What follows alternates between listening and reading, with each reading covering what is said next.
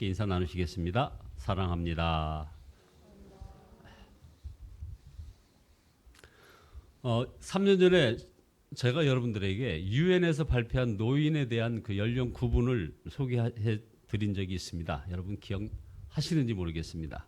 근데 최근에 또 유엔에서 그 연령 구분을 또 조금 수정해서 발표했습니다. 이게 65세에서 75세까지가 젊은 노인. 만족하십니까?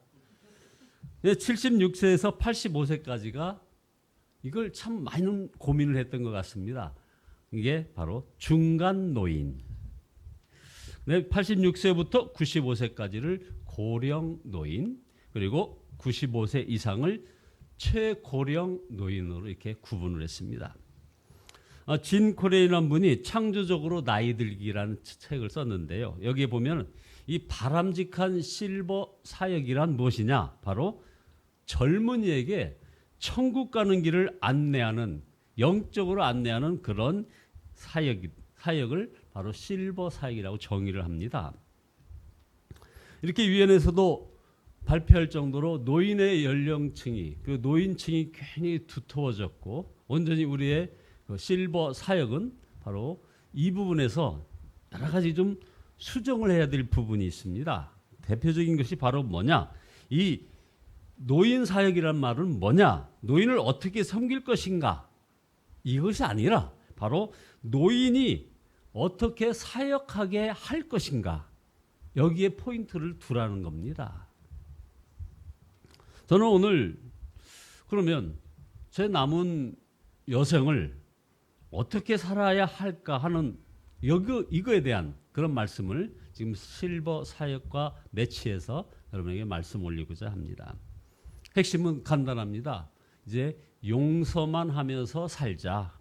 즉 사랑만 하면서 살자 하는 것이 우리 모토가 되어야 되지 않을까. 바로 마태복음 6장 12절의 이 말씀. 우리 주님께서 제자들에게 기도문을 가르쳐 주시면서 말씀하신 바로 그 부분의 핵심 요절이 바로 이 12절입니다.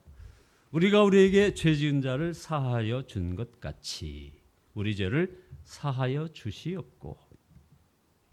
성경은 믿음, 소망, 사랑은 항상 있어야 하는데 그 중에 제일은 사랑이라고 했습니다. 여러분, 사랑이 무엇입니까? 여러 가지 정의가 있겠죠. 하나님께서 보여주신 사랑은 십자가의 사랑, 다른 말로 말하면 이게 바로 용서하는 사랑입니다. 예수님께서 주기도문에서 우리에게 필요한 것을 구하게 하시면서 마태복음 6장 11절에서는 일용할 양식을 구하라고 했고, 그 다음에 바로 12절에서 일용할 양식을 구하라 한 다음에 바로 용서를 구하라고 하셨습니다. 이것은 우리에게 먹는 것과 함께 용서가 필수적이라는 말입니다. 바로 이 용서라는 이 말이 바로 실버 사역의 어떤 면에서 핵심어가 되어야 되지 않느냐 하는 것입니다.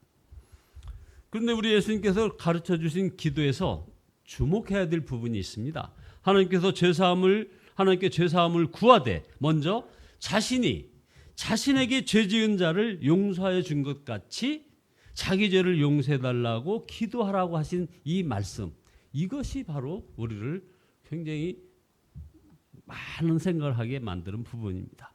어떤 면에서는 굉장한 부담이 됩니다. 그래서 어떤 분들은 이게 너무 부담이 되어서 주기도문으로 기도를 하지 않으려 하는 분도 있다는 것입니다.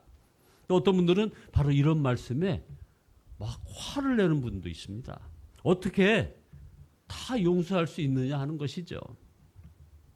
여러분, 어떻게 다 용서할 수 있습니까? 그러나 우리 주님의 명령입니다. 아무리 순종하기 힘들어도 우리 주님의 말씀에 귀 기울여야 하지 않겠습니까?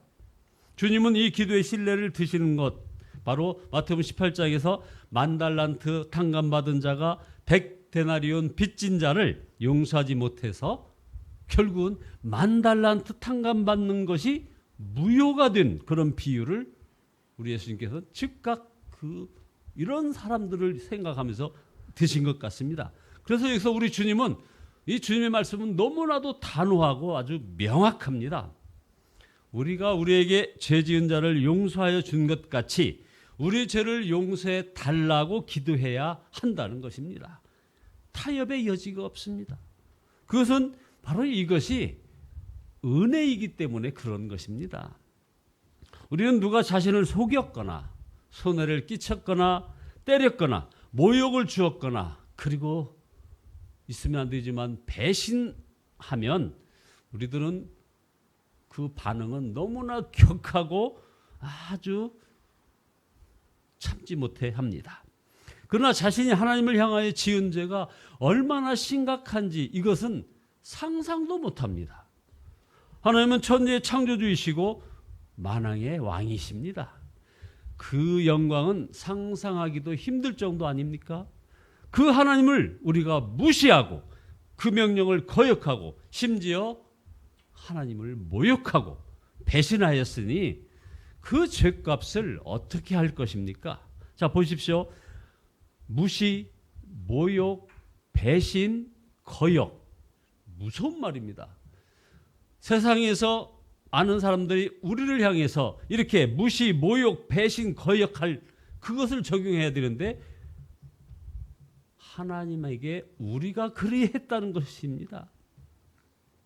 여러분, 하나님은 그런 우리의 죄에 대해서 어떻게 하셨습니까? 로마서 5장 8절에 보면 우리가 아직 죄인 되었을 때 그리스도께서 우리를 위하여 죽으심으로 하나님께서 우리에 대한 자기의 사랑을 확증하셨느니라. 자, 그러므로 우리가 죄 지은 자를 용서하는 것과 하나님께서 우리의 죄를 용서하시는 것은 이것을 같이 연결시킬 그런 문제가 아닙니다. 우리가 남을 용서하는 것은 마치 물 한 컵에 담긴 그런 물과 같다면 하나님께서 우리를 용서하시는 것은 태평양 바다와 같습니다. 그런데 주님은 우리가 우리에게 죄 지은 자를 사하여 준 것 같이 우리 죄를 사하여 주시옵고라고 기도하라는 것입니다. 여러분, 이것이 심한 말입니까? 욕 나올 말일까요? 아닙니다. 이것은 자비로운 허락입니다. 말할 수 없는 은혜라 이 말입니다. 둘째로 우리가 가장 많이 사용하는 단어, 이게 바로 은혜라는 말 아닙니까? 그런데 그 은혜라는 말의 핵심 의미가 무엇입니까? 바로 용서입니다. 용서받고 또 용서하는 것이 바로 은혜입니다. 지금까지 지낸 것이 하나님의 은혜라.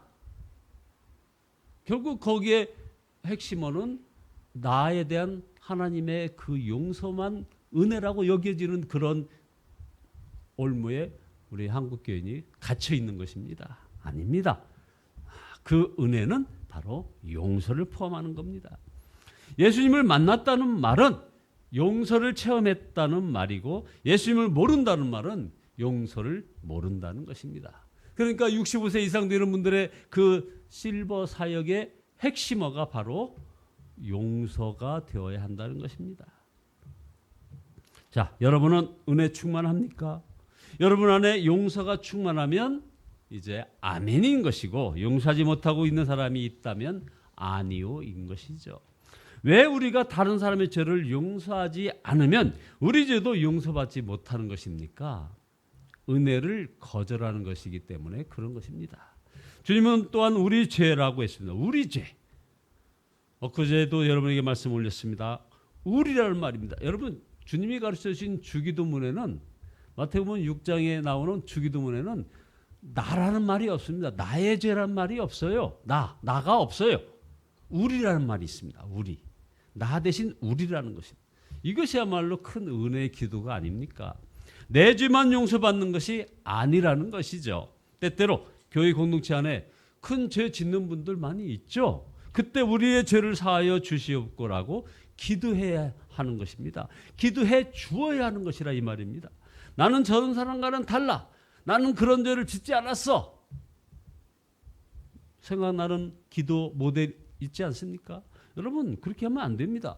이것은 은혜를 멸시하는 태도인 것입니다. 우리는 용서받은 은혜로 구원받았고 지금도 살고 있음을 명심해야 하는 것이죠.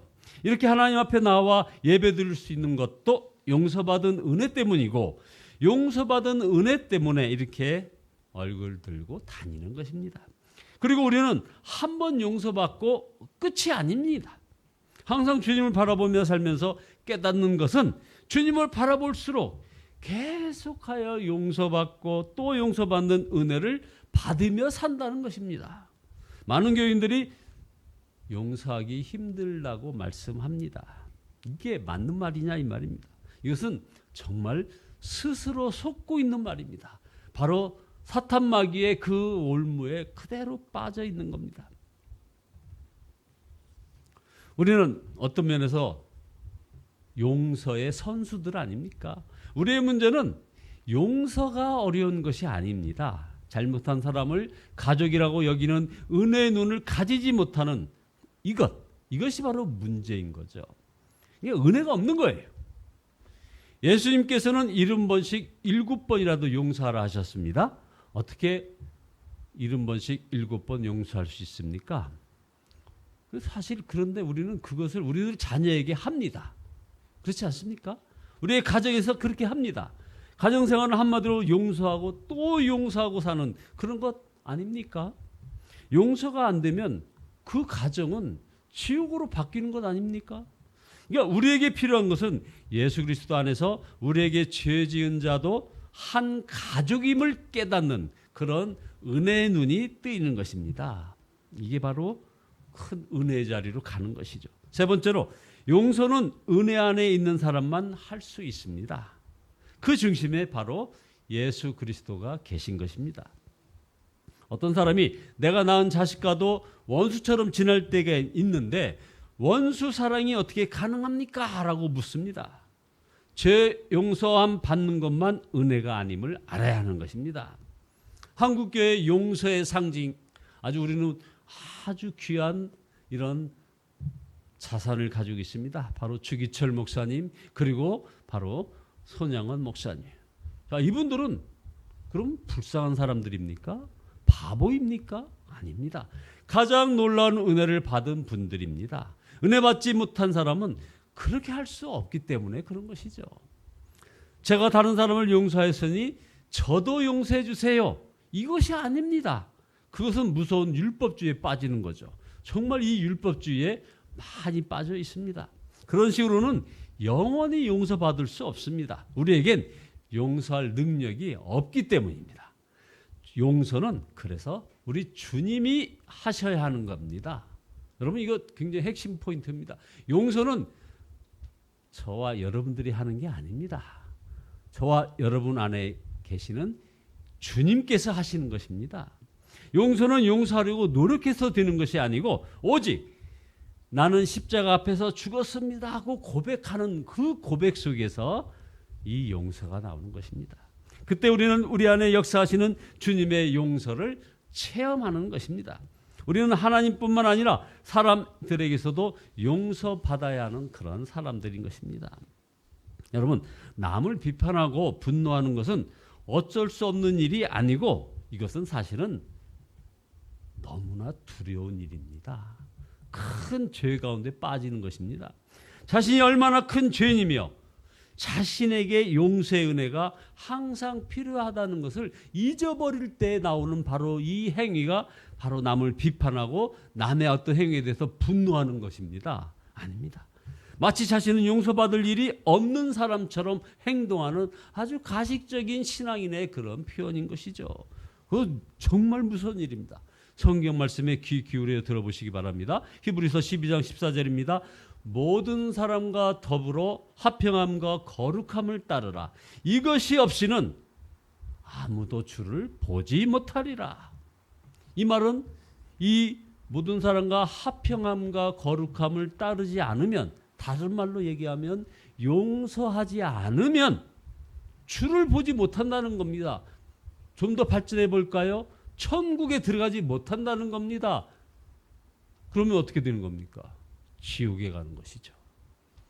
여러분은 모든 사람을 다 용서하셨고 또 모든 사람과 다 화평하십니까? 도무지 용서할 수 없는 것 같은 사람들 많이 있죠, 사실. 남편이나 아내, 괴팍한 시어머니, 상대적이죠, 항상. 못된 며느리, 상처 준 부모, 말 안 듣는 자녀. 여러분, 어제 뉴스를 보니까 박수홍 재산을 전부 빼돌린 그 형을 구속하고 했는 그 재판에 박수홍의 아버지가 왔는데 그 아버지가 박수홍을 막 심하게 욕을 하고 발로 정강이를 걷어차고 난리해가지고 박수홍이 정신적 쇼크로 그 자리에서 쓰러졌다는 겁니다. 그래서 많은 사람들이 박수홍한테 아버지 어떻게 할 것이냐 이걸 지금 막 주목하고 있다는 겁니다.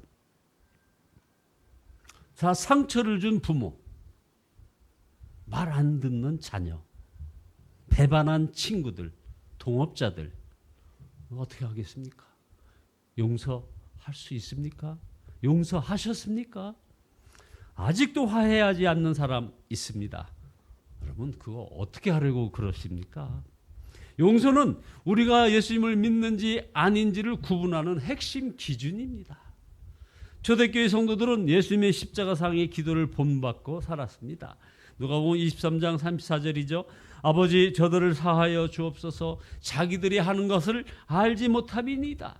자, 초대교회 성도들이 바로 예수님의 십자가상에서의 그 기도를 그대로 본받으면서 용서의 삶을 살았다는 것입니다.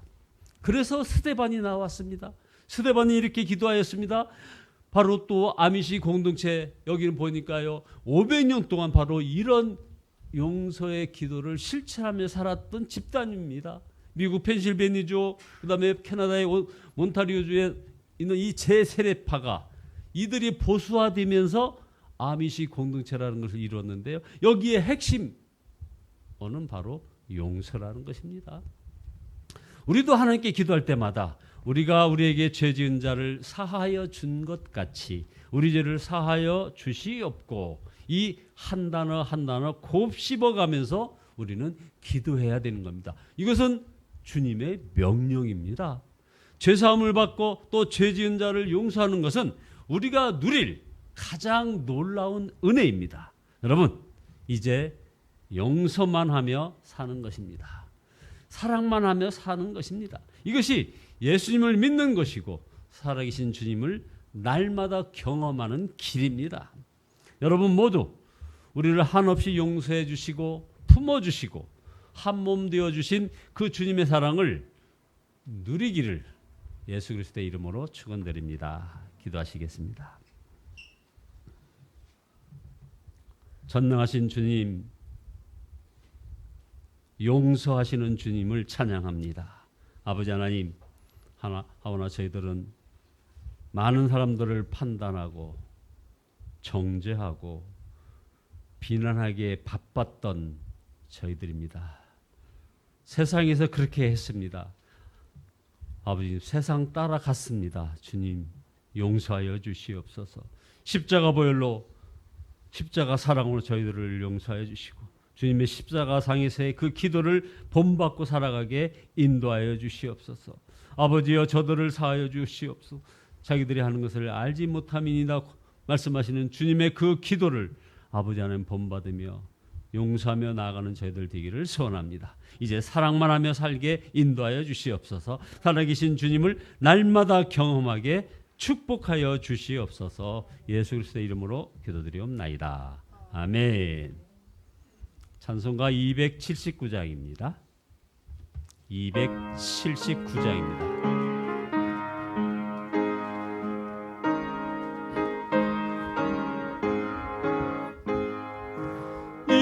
인내하신 구세주여 내가 비오니 죄인으로 하실 때에 날 부르소서. 주여 주여 내가 비오니 죄인으로 하실 때에 날 부르소서. 자비하신 보좌 앞에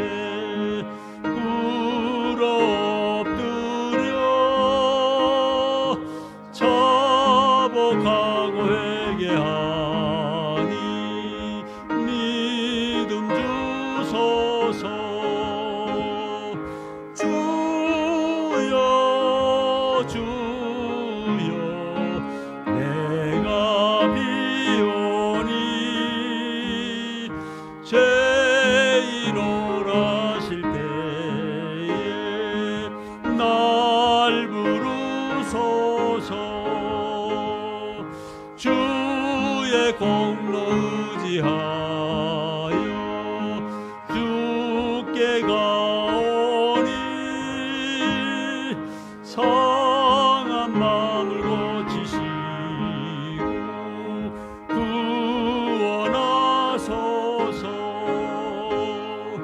주여 주여 내가 비오니 죄인 오라실 때에 날 부르소서. 만복 그러느니 주여 위로하소서. 우리 주와 같으시니 어디 있을까. 주여 주여 내가 비오니 죄인 오라실 때에 날 부르소서. 아멘.